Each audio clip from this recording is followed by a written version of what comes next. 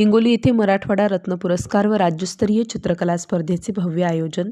सिंधू बहुउद्देशीय सेवाभावी संस्था अंधारवाडी यांच्या वतीने आयोजित मराठवाडा रत्न पुरस्कार वितरण सोहळा व राज्यस्तरीय चित्रकला स्पर्धा दिनांक 4 जानेवारी रोजी रविवार रोजी मोठ्या उत्साहात पार पडली. या स्पर्धेत राज्यभरातून सुमारे 2,500 विद्यार्थ्यांनी सहभाग नोंदवून आपल्या कलागुणांचे प्रभावी सादरीकरण केले. विद्यार्थ्यांच्या सुप्त कलागुणांना वाव मिळावा, त्यांच्यातील सर्जनशीलता विकसित व्हावी या उद्देशाने संस्थेने या भव्य उपक्रमाचे आयोजन केले होते. लहानग्यांपासून ते माध्यमिक स्तरावरील विद्यार्थ्यांनी आपल्या विविध विषयांवर चित्रकलेतून आपले विचार मांडले. विद्यार्थ्यांच्या कलाकृती पाहण्यासाठी पालक व उपस्थित मान्यवरांनी मोठी गर्दी केली होती.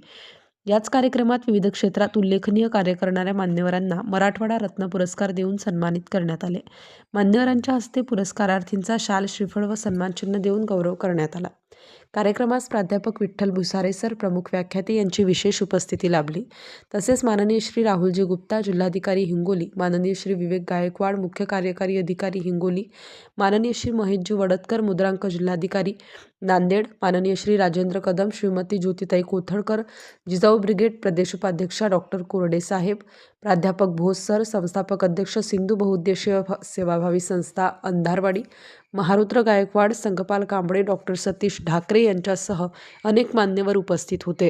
कार्यकारी संपादक बद्रीनाथ जगताप.